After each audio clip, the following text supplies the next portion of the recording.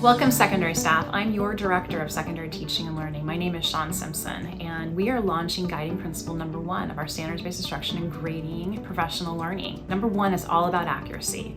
Student grades will be mathematically accurate, easy to understand, and correctly communicate student learning progress and achievement. That's what standards-based grading is all about. It's about students showing their learning and their progress within that learning, and that has to be accurate and clear so it can be communicated clearly to families and all the other stakeholders. And we like to use common rubrics not only within a building but in a district, because then families, as they go through our district from elementary school to high school, there's common language, they're seeing common forms, and so they're used to that, they know how to interpret it, and then it just makes it that much clearer, that much more accurate, so they really know where their students are and what their students need to do to progress right within their learning.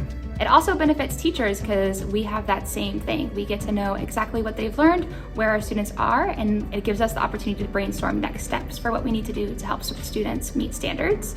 If we're on a 0 to 100 scale, that's a huge range of failures. They have 60 opportunities to fail and only 10 opportunities to earn an A.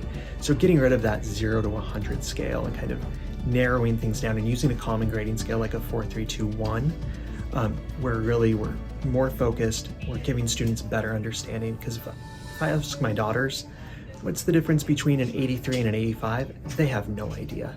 But if I say, what's the difference between a 3 and a 4?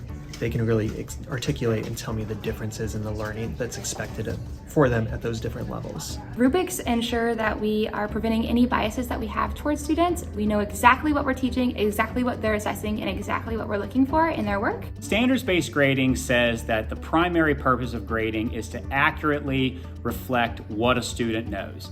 Not how hard they work, not how much extra credit they did, not how often they were in their seats, but what they learned. When students are learning and seeing that they are growing throughout class, then they're going to be more motivated to fix assignments and resubmit work or work towards meeting standards. A standard is something that the state says students are supposed to understand or be able to do. So in order to accurately reflect where students fall on their ladder of understanding, we use rubrics that are divided up into usually 4 to 5 different levels that will map the students' skills as they climb from beginner to novice to proficient to expert. It also gives purpose to our instruction, so everything we do every day should have a purpose that is aligned with students meeting standards. The main idea is that we want those grades that we post at the end to show exactly what the student learned, no less and no more than that.